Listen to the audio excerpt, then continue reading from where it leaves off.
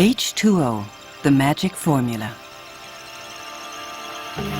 In its first edition of 1819, an old Hispanic dictionary from the Americas defines water as a body composed of 1 part oxygen and 2 parts hydrogen, a transparent, colorless, odorless, and tasteless liquid. Water reflects light, can dissolve other substances upon contact, crystallizes when cold, evaporates when hot, forms rain, sources, rivers, and seas in various grades of purity. The fluvial ecosystem is linked to the forest ecosystem. Water, depending on the terrain, will have rivers or not, one type of river or another. And not only water, there are more things. You've got the aquifers, which are the underground systems of water which feed the rivers, and which also give you drinking water when there is no surface water. In the end, when you consider the forest, you see that we're not only talking about wood, and when you consider water and ecosystems, we're not only talking about water. The old reference book doesn't mention that water is the magic formula. The perfect alchemy of a wise Mother Nature. It was in water that the mystery of life began some 4.5 million years ago. Our host planet has 3/4 of its surface covered in water. The body of the human being is itself 80% water. Our tears are water too. A world without water is inconceivable. And that's why we have to solve, in particular, the problem of water. This is for us the #1 problem. If we talk about Africa, in sub-Saharan Africa, only 4% of arable land is watered.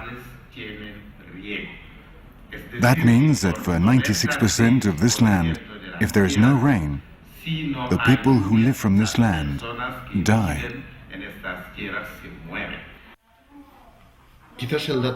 Maybe the most significant, most impressive data from all the data we should consider when we are talking about the water crisis as it affects people around the world, is that 1,000 million, or 1,000.1 million people, do not have access to drinking water.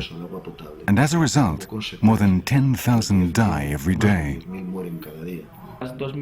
These 2,000 million people will not only find themselves in areas that are at risk of desertification, but will suffer in some way the lack of water. Only 2.5% of the world's water is fresh water. 80% of the water we use is for agriculture and industry, the other 20% being for human consumption. Every year, water reserves are diminishing while population and demand are increasing. The World Bank forecasts that by the year 2025, we will need 58% more fresh water than will be available. This scenario would mean doom for millions, if not billions, of people. A simple fact, 4,000 children die every day from drinking contaminated water. Following the current of the social movements flowing like a river, the problem of water has become a central theme in the world forums. Civil society is demanding that water in all its forms be a common good, with access to it an inalienable human right. Quindi what does this metaphor say to us? That it says that privatization of water is the privatization of life. Water is H2O, but it produces functions or values which are related to ethical categories of distinctive ranks. And for this reason, I say we should engage in a more careful debate. Water cannot be treated as just another simple economic input. On the base of this, which is a typical neoliberal ideology, there has been the conquest of the most important sources of water and to the privatization of water, first in these countries and now in the center of civilization, especially in Europe. And finally, there's the level of water crime, the water used in illegitimate businesses, abuse of the underground water supplies, toxic contamination of our rivers, and so many other uses and abuses in the name of the economy. From my point of view, they are illegitimate. They should be declared illegal and therefore prosecuted. In the big summits, they are no longer talking about the right to water, but of the right of access to water, which is a very different thing and a much poorer concept because one can have access to water if you pay for it.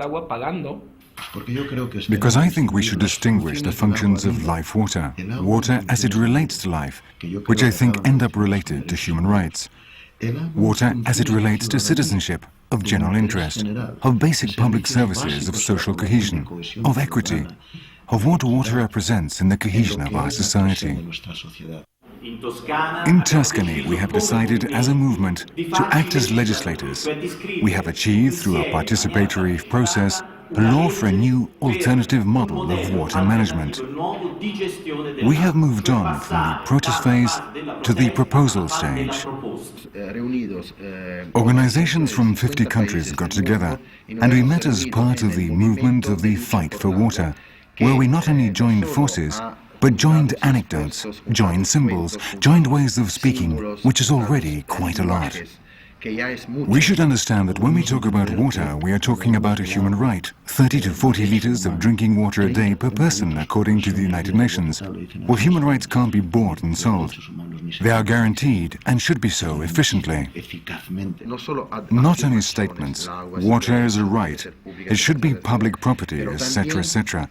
But also what we are asking for at a local and international level, for example, we are asking for all political or institutional organizations to consider that 50 liters of water a day and per person should be in any case free, shouldn't have to be paid for, and you cannot close the taps if people are not paying.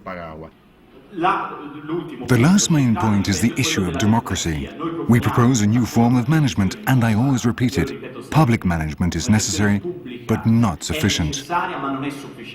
When we talk about citizens' rights, the right to water and sanitary services, right, which is more than the right to water, we don't only use 30 liters of water. The human right aspect is in the free public provision of drinking water, close to every home, in the center of each village. What more is needed? We need a worldwide network to elevate to a global level the message that citizens around the world should not engage in wars, because with the issue of water management and water resources, there are wars. Not that there will be wars, but that wars are being fought right now, in Israel, in Iraq, and in many other places. When we ask this question within political institutions, we are told, oh, it's complicated, it's very complicated. It's better not to bring it up. Well, I would say that the fishing agreement with Morocco is going to destroy the territorial waters of Western Sahara, which are not Moroccan waters, and where Morocco doesn't exercise any administrative power or sovereign power. I believe it is a serious mistake made by the European Union, because it goes against the interests of the Saharan people. Well, we know it's a complicated issue. We know that it isn't the fishing agreement that will resolve the problem between Occidental Sahara and Morocco.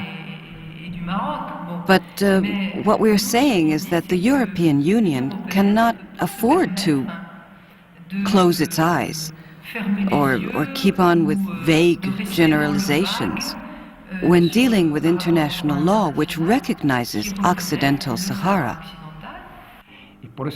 That's why we carry on insisting that this fishing agreement is an illegal agreement, and it should be revised before both parties sign it.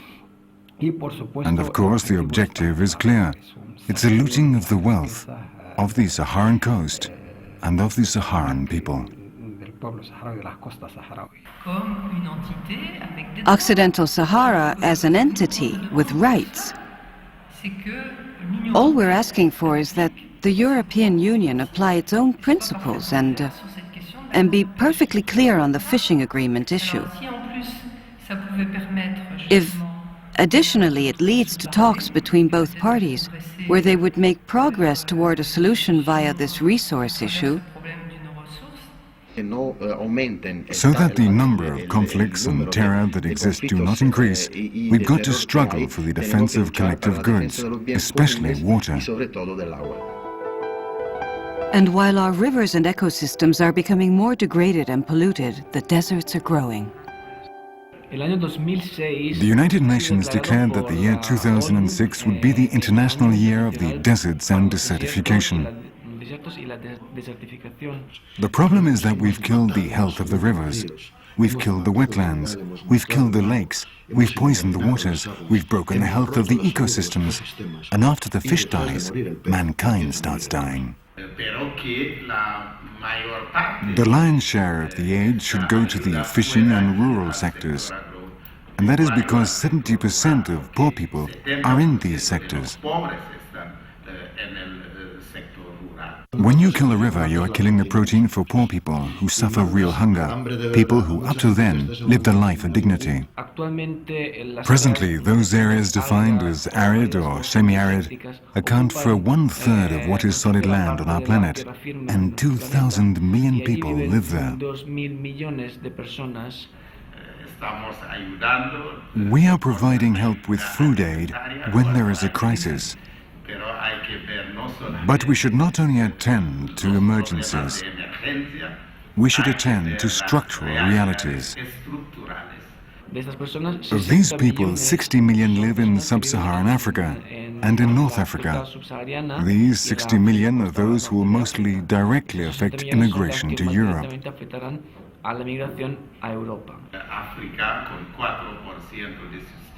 Africa, with 4% of its arable land irrigated, cannot have a secure production, nor can it have productivity, because agricultural activity with irrigation has 3 times the productivity of agriculture dependent on rainfall.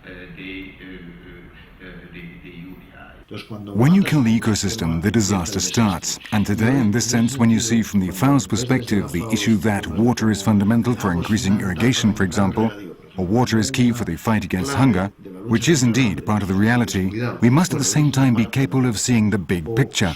Because if in order to irrigate we need to kill rivers, then we are going to produce more hunger than the hunger we will eradicate. We believe that this is a fundamental issue. Fundamental because it is the base, the root of certain phenomena, like the abandoning of agricultural work in the rural world, especially in developing countries.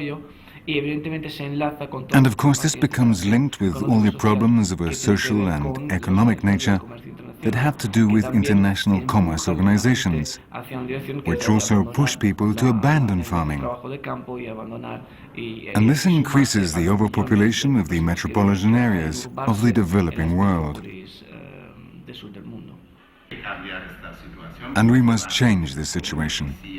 As the Minister has said, agricultural production, fishing production, and aquaculture. Well, without water, there is nothing. Thank you very much. And especially to help these rural communities, to help them to survive, to maintain their agricultural nature, so indeed they can be guards against the advance of the deserts. Regarding the issue of desertification, I'd like to mention a theme brought up by our colleague from Chile, which is that of the green desert, which is occurring in many parts of the world, and in particular in Brazil. This is happening through monoculture, through various types of monocultures, like sugarcane, eucalyptus, and soybean, among other crops. We believe we should encourage a family-type agriculture, an agricultural model which is different from that being pursued in the Southern Hemisphere. Because a model which is environmentally unsustainable, such as the model of the latifundio, geared to the international export market, is a model which does not consider limits. In Brazil, we have a new cycle of sugar production, brought on by the diffusion of fuel, biofuel, which is alcohol or methanol, which is currently being exported to Canada, and indeed for which there are emerging markets in Japan and in Europe. This has led to the increase of slave work, of degrading work, of slavery against debt, of child and juvenile labor. And we'd like to mention in this forum that the alcohol and methanol now being called clean energies are in fact dirty energies, contaminated with the blood and the sweat of its workers. The sea to which poets have written odes since ancient times. Father Sea, we already know what you are called. All of the seagulls have spread your name among the sands, said Pablo Neruda. The seas are also being spoiled, transformed into deserts of salt. When we say there is a crisis in the sector of small-scale fishing, what we are saying is that the crisis that exists in family farming with the same set of problems has now moved to coastal areas and has moved to fishing communities. People say to me, "You're a fisherman, I've seen you on TV." And then there are people who ask me, "Are there still fishermen here in Valencia?" So you can imagine how abandoned the sector is. There are still fishing boats here? Yes, there are boats, I say. So we're the third generation, me and my brother. It started with my grandfather on my mother's side of the family. My father started fishing, started going out with my mother, and he got into fishing too. And then we all got into it. First my older brother, then me, then my little brother. But my older brother was smarter than us, and he left it. So, first of all, there's a resource problem.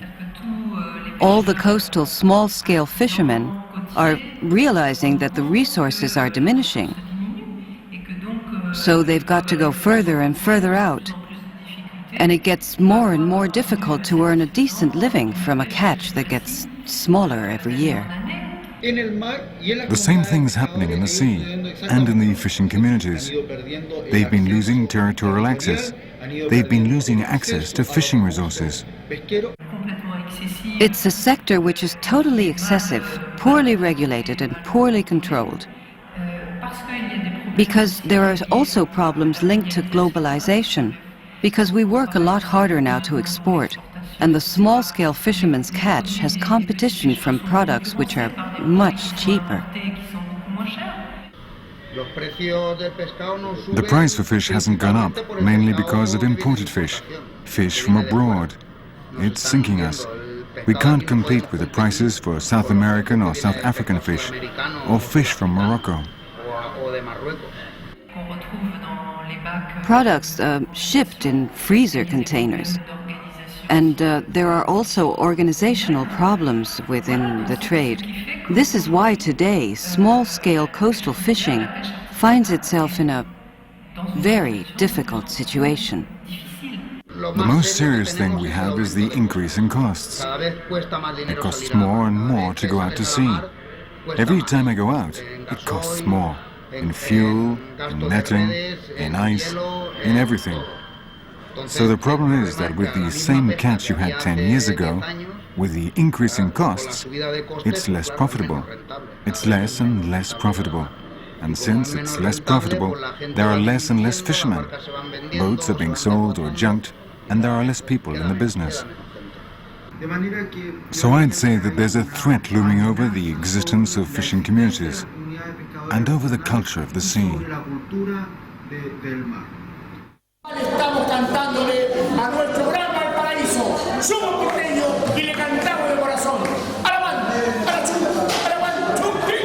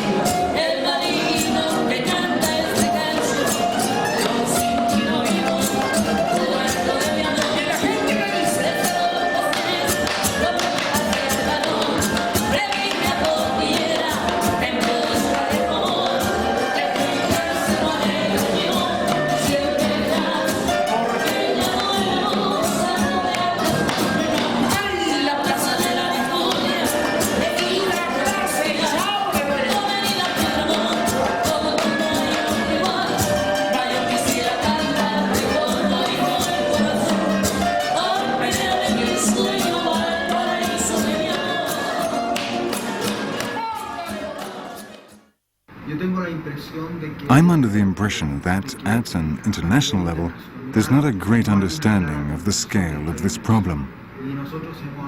And we have stated that it's not possible to develop strategies for rural development if the fishing communities are not active participants.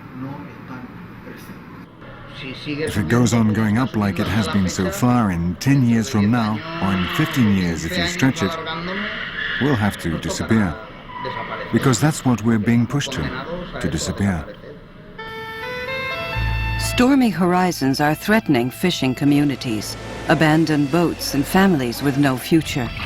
We have forgotten that fishermen, sailors, the masters of the seas, are those who have weaved the fabric of human history.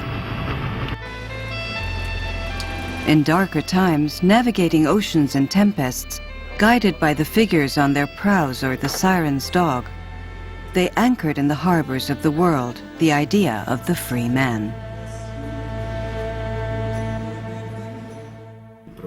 The water problem is a good pedagogical area to understand that the problems of recovering the health of our aquatic ecosystems is a necessary thing for everybody.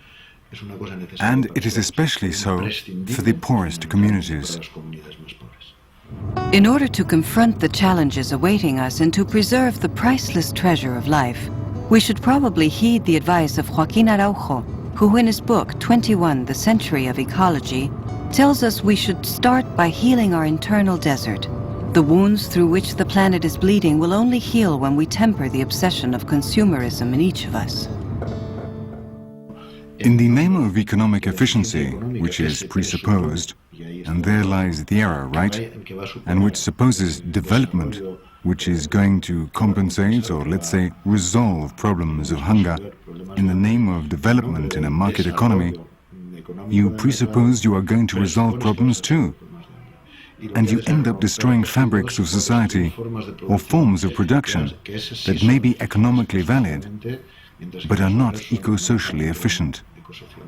We believe that people should start taking the issue of climate change seriously, starting with a change in the style of consumption in the developed countries, in order to try and stop the greenhouse effect. The greenhouse effect, which has so many negative side effects. To make the planet green again requires a process of dignifying ourselves, of adopting the illusion of the living. We are and we do not want to stop being, and we are what we breathe, what we eat, what we drink, what we see, what we feel and what we think. There's nothing more irrational than to separate the destiny of the planet from our own. The fluvial ecosystem is linked to the forest ecosystem. Water, depending on the terrain, will have rivers or not, one type of river or another. And not only water, there are more things. You've got the aquifers, which are the underground systems of water, which feed the rivers, and which also give you drinking water when there is no surface water. In the end, when you consider the forest, you see that we're not only talking about wood, and when you consider water and ecosystems, we're not only talking about water. Maybe this way, while contemplating a lush garden on a rainy afternoon, future generations will read in an old dictionary that water is the main ingredient of all life, and as such is a sacred good.